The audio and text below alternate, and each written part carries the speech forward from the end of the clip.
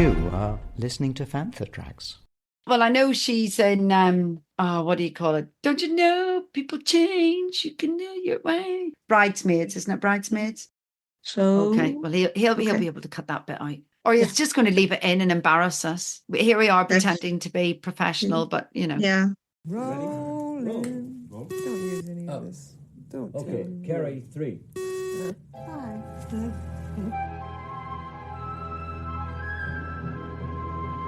They love you. You know. This is Princess Leia Organa. You're listening to Planet Leia. Permission is granted to land on Planet Leia. Brought to you by Fantha Tracks. Here are your hosts, Clair Henry and Johanna Nybelius. Welcome to Planet Leia. You're joined by myself, Clair Henry, and my co-host, Johanna, Lindén, Nybelius. What were the best bits in the film? What stood, apart from the costumes, which were amazing, and Amidala must have changed so many times, bless her cotton socks. Watching it a couple of weeks ago again, the storyline actually wasn't that bad. And it stuck true to the continuity of the original trilogy, didn't it? I would say the fact that the scenes on Coruscant and the political machinations and Palpatine being his schemey self is probably my favorite parts of the film now. Tatooine is great, not the least because of the interaction between Liam Neeson as Qui-Gon and Pernilla August as Shmi Skywalker, because they did have a great connection together. But it is the Coruscant segments that are the best. And the one that is interesting, but I totally also understand why people didn't like it, because if you expected A New Hope again, you didn't get it. It was very slick. And I suppose then it's the criticism that you would give it is that it was too slick. And complicated. I mean, Trade Federation, midichlorians, it wasn't simple anymore. For me, as being the nerd that I am, I like when you need to get nerdy into the films. When you get all these details, I like that about them because it made the Star Wars galaxy so rich. Yeah. But then, of course, we should also say, I mean, the duel between Darth Maul, Qui-Gon and Obi-Wan is quite a good duel. And the music to it. And the music. Made it. The music. Yeah. The John Williams. I am actually quite looking forward to it. I don't know whether you've seen it or not. You were there, weren't you, when he did the surprise for the 40th panel? Well, I wasn't in the live. I was in the streaming stage beside it. If I had gotten in line 30 minutes earlier, I would have gotten into. Oh. Yeah, I was I was in the first row of the next room. That was I wasn't hilarious. prepared to sleep overnight. But the music in the Phantom Menace is so beautiful. And I mean, the way Anakin's theme, I mean, Duel of the Fates is such a impact, but Anakin's theme is a masterpiece. Just when you hear those last little notes of Imperial March. It's spine tingling. And I think for me, the genius of John Williams and his musicality, his ability to write pieces of music that just carry you and turn what can be sometimes dull bits of sections into an emotional journey. And of course, if you haven't heard, but the fact that also John Williams is a genius. And I mean, this was so much fun. It must have been Chicago when I went to the musical. They actually, did you know this about the musical? I'm like, yes, I've been knowing that since at least 25 years since it came out. And that is the fact that the end parade song is the Emperor's theme, but in a major scale. So it sounds happy, but the tones and the notes are actually the Emperor's theme. So clever. It's so clever. That's the genius of Star Wars and all these Easter eggs that you can get in it. Those bits retrospectively and seeing it on the big screen a couple of weeks ago, you know, the music came on, do, and I was just like, spine tingling, you know, and there I was like a lemon on my own because Marcus and Sophie weren't coming. But I don't mind doing that. I'm quite happy to go to the cinema on my own. That doesn't bother me one bit. The clarity of the cinematography was great, but when you do look at it, it does appear to be over-digitized. But I know why George Lucas did it. I would actually say now I haven't seen it recently. I think the last time I saw the Phantom Menace on the big screen was in 2013 when they had it in 3D or something when they Yeah. released it. Because I remember then seeing it and thinking like, yes, this one actually holds up.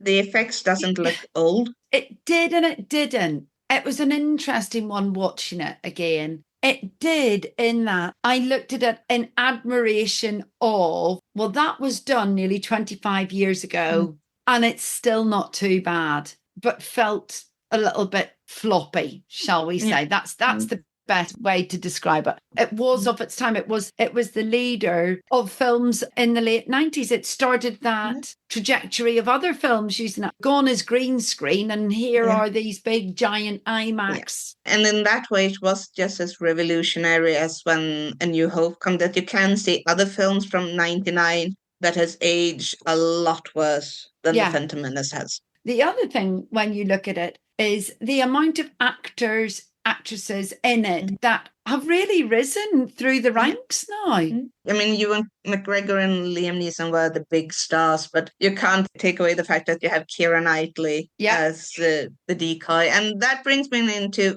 my favorite part of The Phantom Menace, and that's, of course, the handmaidens. And I was so happy to hang around with the people who formed the Royal Handmaiden Society, which was basically all about identifying the handmaidens, who they were, which scene, finding about their actresses. And if you're interested in all things handmaidens, I actually checked it up before this, royalhandmaidensociety.org. It hasn't been updated since 2012. You don't write it RHS because then you end up at the Royal Horticultural Society, and that's totally different. There you can find all about the handmaidens from the prequels, and that is actually quite a strong community that has bonded around the handmaidens, and that still exists today. I mean, in the US celebrations, you've had these tracksuit handmaidens that run around with their battle outfits, but as tracksuits, typical California girl style. There are a couple of years ago when they had the comics where you actually see that the handmaidens, they did survive and they basically turned into commandos. Look at that. Yeah, the Royal Handmaiden Society. Wow. I was really lucky to find these people, and we had a great, I'm still in contact with some of them. We bonded over the handmaidens, the ones in the background, the ones doing the job, making sure everything runs. And then, of course, it took us such a long time until we got the novels with the Queen's Shadow and those where you could finally see them stepping out and becoming real characters. Okay, I'm just going to read out the handmaiden actresses, okay? Rose Byrne, brilliant actress. Sophia Coppola. Yep. What is going on there? It's Sachet. She's one of the ones in the background. She's a background one. What the actual? That's incredible. Then you have, obviously, Keira Knightley, Natalie Portman, Friday Liz Wilson. It's the one blonde handmaiden, which of course made me really interested in that one. Everyone else could in some way easier pass as decoys, but she's the blonde one. So I always felt that she probably had some special skill that no one else has. And no, she was a model, and all of these handmaidens have never been out on the convention circuit. So I'm thinking they could actually... they need to resurrect them and get them out, don't they? I'm not even sure that they know that there is a convention circuit. Some of them have had huge careers, and the rest, we don't know that much about them, really. So you used to go on this. You got to know people from this, is that? From the handmaidens, there were a group of us, and I would say I'm not the one. I shared on everyone who did all the research for it. I can't take any credit for actually finding out a lot of them, but it was like learning how to identify the handmaidens, talking about them, and showing that they are interesting characters. Because here you have what upset us the most about the Phantom Menace was that you had these handmaidens and they actually do stuff. I mean, Battle for Naboo and everything, decoy, and they didn't get anything written about them afterwards. You had some children's books that came out ahead of the film where they were like, but they're really not like today's young adult novels. They were children's books. Then you had Aura Singh, who's like, blink and miss her, and she got all these comics, and wow, she's so cool, she's doing everything, and yet blink and you miss it. But when it comes to Solo, one of my favorite parts of the film Solo is when Tobias Beckett says that he killed Aura Singh, and I was like, yes, she's dead. What an absolute find. If you're interested in the female characters, go onto that site and see if you can name all Honestly, of them. I need to get back in the room, Claire, because I guess what I'm going to find myself desk scrolling at tonight when I finish this. And then, of course, you have some who are not named, like for the Phantom Menace. It took some time to find out. But at the parade scene, you have two handmaidens standing behind who doesn't look like anyone else, but they are in the yellow hoods. And it's actually Nick Gillard and the producer. They dressed out as handmaidens for that scene. Yes. How did you find that out? Took some time, but actually at Celebration 3, I actually ran into Nick Gillard and I got confirmation that, were you really a handmaid in an episode? And I'm like, yes, I was. Could this be an exclusive, or is this something that just hasn't been thought about before? Well, among the handmaidenologists, it was known that they were once in that end scene. Before we knew who they were, we named one of them Ugly, because it's obvious that she's not as beautiful as the other young women who plays the handmaidens. This is Steve Bloom, voice of Zebralios, and you're listening to Panther Tracks. Caravast. May the force be with you.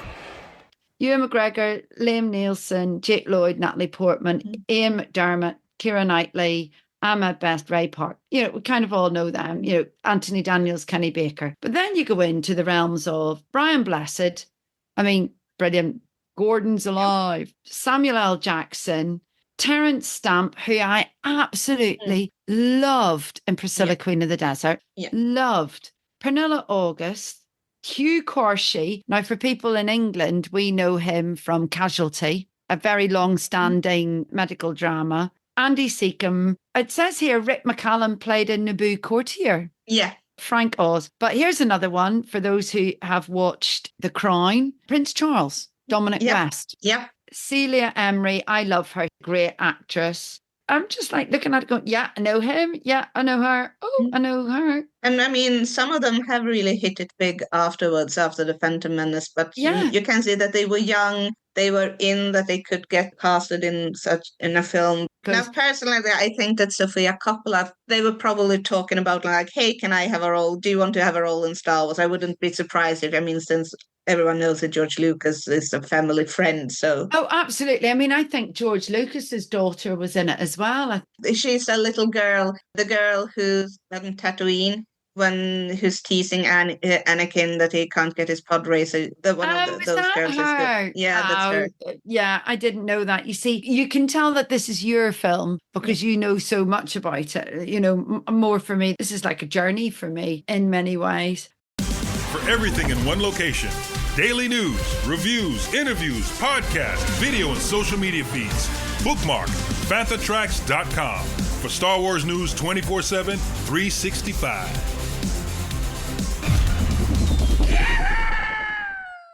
It would be remiss of us not to mention Jar Jar Binks. Yeah. And it was quite funny. Again, I had this conversation with Sophie, my daughter. We seem to have these conversations about it. And she said, you know, why didn't you like it? Why didn't you like Jar Jar Binks? And I said, well, only because the character was really annoying. It just annoyed me throughout the whole thing. But that's no reflection on the acting or anything. That was just my way. And I said, and what you've got to remember, Sophie, I was well into my mid-20s at that point. Disaffected is not the word, but there'd been a long period of time in my life where there was really no Star Wars. And Star Wars was my go-to film to sit and watch on a rainy afternoon, on a really crappy video recorder, in a student dig, or if I was allowed to steal it and take it down to my bedroom. To be so looking forward to it. And as you say, the marketing in many ways was brilliant. I was one of those people who was looking for a grittier, New Hope, Empire Strikes Back type film. And we got the glossy, digitized film. And for me, that was a bit disheartening. And I would say that you can't shy away from the fact that George Lucas, as a scriptwriter, he needs help. He has these great big ideas of the general story and the characters, but we all know that the films, especially episode 3, got better when he got help in writing the dialogue. And that is where I think some of the problem with Jar Jar is. He didn't hit him quite right No. on the tone on what the character was supposed to be, at least not for adults. But I should also say that I remember watching it with my brother-in-law when it was on TV, so early 2000s. Jar Jar was his favorite because he laughed at him. He thought it was a fun character. What is the purpose of Star Wars? It is a film aimed for children. But I still think that Jar Jar, as we see him in episode 2, when he still has a role before he's totally written out in the background, there he works a lot better as the clumsy, good-hearted helper. He was a bit on the nose. He didn't destroy the film, and he definitely didn't destroy the Star Wars. I still remember my first Celebration 3, where I loved someone who was walking around with a big sign saying, "Stop the hate, love Jar Jar." Whereas I remember in my first celebration, which was Celebration London, where I got to meet Rick McCallum, which I was over the moon about, and he signed my badge, and then I gave it to Andrew Walker. Why I did that, I'll never know. I remember they showed Star Wars on the big screen outside the Excel Centre. It was right outside the Fox. Yeah. If anybody who's been to celebrations in London know. And there was a fella carrying on a plate the head of Jar Jar. Yeah. Absolutely hilarious. That was As a still fun. chef, let me dish this head up for you. Yeah. But again, that was tongue in cheek. In like 2010 or something, there was a Finnish member of the 501st and Rebel Legion who actually had a brilliant Jar Jar cosplay. I think I'm wondering if he had it in Celebration in Essen, and he was popular. People Yes. liked coming up and Yeah. hugging him. He was a character you loved to hate and loved all at the same time. You know what? It rekindled Star Wars back again, didn't it? Okay, maybe as we talked about earlier, it's tumbleweeded into this bigger thing now, Yeah. bigger than I would say even George Lucas even imagined. But he Yes. knew that's when he sold it, that's what Disney would do to it, would turn it into this. But it should also be said, like, as a Star Wars fan, when the Phantom Menace came out, it was exciting to be a Star. I had just learned about the internet. I had learned that there were books, and my friend, she actually had the books, so I could borrow them from her and like read up on all the books. You had the new Jedi Order series, which was a huge project, which was really the first project when they tried to make the books darker, not so child friendly, and they are quite dark. In the first book, they killed off Chewie. Wow. That was huge. And I mean, those are legends and not counting about. But it was exciting because you had this storyline. And I didn't read the new Jedi Order until several years later, but I knew about it. But it was exciting. And from the Phantom Menace going into Attack of the Clones, you had this first trial making a coherent universe of it all. We had all known that it tied together, but it had been much more separate. And sure, you could have the Dark Empire trilogy and it could be referenced in other books, but this was the first time they really sat down with a story group and came up with a big outline that would then go on to like write, I think it's more than 20 books on where they were going. Not everything is perfect, but it was an exciting time to be a fan. And for me, the Phantom Menace led into this whole world, and it was really great. And yes, the way that the books and the comics led into Attack of the Clones, I loved it. As that trilogy progressed, you're right. I think that with help, the script got better because the story wasn't bad in the Phantom Menace. No. It was just clunky. Hello, I'm Ahmed Best, and you're listening to Fantha Tracks. The merch for me, I was able to get a decent lightsaber.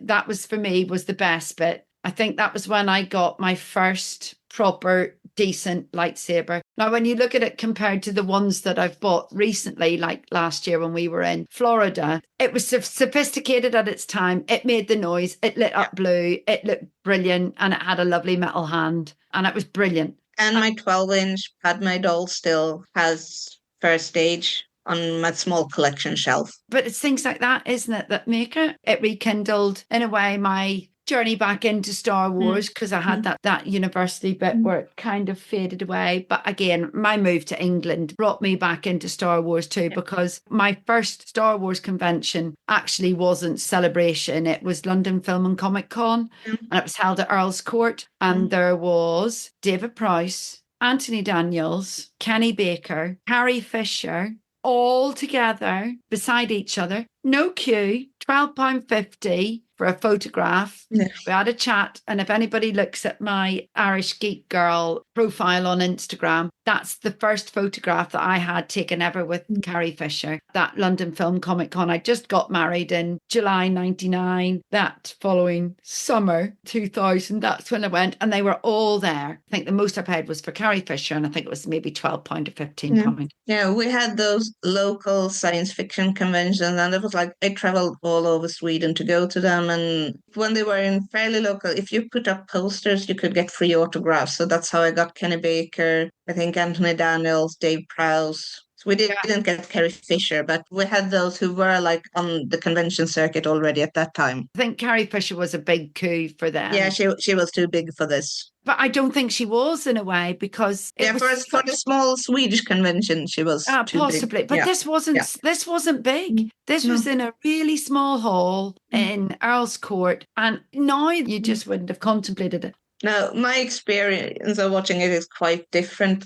It premiered in May in the US, but Europe didn't get it until the summer. And in early August, I was with my sister and her family on Mallorca, swimming, sunbathing and everything. And they had an English pub there. They had a copy of the Phantom Menace, the kind that they did back then, that had been filmed by a little handheld camera, and it was shown on a TV, and it was without sound since it was in a pub. They were like, "You like Star Wars? We need to go and watch this." And what's happening? They kept asking me, and like, okay, I've seen the trailer, I've heard about it. So I tried to figure out. So I ad-lib. Basically had seen the full film, but I hadn't heard it. I hadn't understood the total plot until when I came home and could actually see it on the local cinema here, together with my other sister's then French boyfriend. Who, by the way, was sure that Palpatine was the father of Anakin. That would be the reveal in episode 2, that Palpatine was the father. He didn't get the Palpatine-Sidious connection, I remember, but he did. So he claimed that Darth Sidious was the father of Anakin. That is mental. For Christmas that year, he actually got me a little booklet, can it be 5 centimeters tall, with all the characters, a character guide for the Phantom Menace. And what's most fascinating by that one is that it has the character Bail Antilles. And that's the only thing. You had him in costume, so apparently he was filmed. And of course, there is some confusion there about Bail Antilles and Bail Organa as the father. But that's why you get 2 Bales. And he's actually in that little booklet that I still have on my shelf. I think I have, a bucket or something upstairs that I need to do. I didn't actually clear out my Star Wars collection as I had promised myself I was going to do in the summer. I just actually couldn't bear to do it. So I decided, no, Star Wars, you're staying with me for a little bit longer. But I'm sure I've got some stuff up there from doing that too. Well, do you know what? It's been a great trip down memory lane. As always, yes. Nostalgia. It's great I watched Inside Out 2 the other day with Sophie, and I laughed because Nostalgia was an old woman that came out and she's like, "Oh, I remember in 1900 and what?" And they all kicked her back in. They said, "No, you can't come out for another 20 years. We're too young to be nostalgic about something." She's come out of my head, in my brain, nostalgia, and has thrown me back to those. It was a great time to be a Star Wars fan. It was a great time to be a Star Wars fan, and I do think it's really funny, the different aspects of it, really, isn't it? Yeah. It is a funny old way of working and doing things. But do you know what? I've had a great time just chatting about it and just carrying on with it. And I don't know what we'll talk about next time, Johanna. Well, there's always something we think of. There's always something to talk about Star Wars. There'll be something random will come up again, and we'll go, do you know what? We're going to talk about that in that sort of way again. But for now, I'm going to say thank you very much, Johanna, for a great show and just a great old natter about Star Wars. And I hope that everybody who listens has enjoyed listening to us blathering on tonight about it. And I'd like to say thank you as well. So thanks for listening to Planet Leia. If you want to be a part of the action and stay updated on all the latest Star Wars news, visit phantomtracks.com and be sure to comment, like, and share on our social media feeds at Phantomtracks. You can reach out to us and send in your listeners' questions by emailing radio@phantomtracks.com. Subscribe, leave a review, preferably a 5-star one, on Amazon Music, any podcatcher of your or smart speaker of choice. And as always, thanks to James Sample for compiling composing the Phantom Tracks and our Planet Leia opening music, and Mark Daniel and Vanessa Marshall for our voiceover. Remember to tune in to Good Morning Tatooine, live Sunday evenings at 9 p.m. UK, 4 p.m. Eastern and 1 p.m. Pacific on Facebook, YouTube, Twitch, and check out our Phantom Tracks Radio Friday night rotation every Friday at 7 p.m. UK for new episodes of The Phantom from Down Under, Planet Leia, Desert Planet Discs, Starter Engines, Collecting Tracks, Cannon Fodder, and special episodes of Making Tracks. And every Tuesday at 7 p.m. UK time for your weekly episode of Making Tracks. From myself and Johanna, we love you. You know. Coming up next on Phantom Tracks Radio, it's Making Tracks.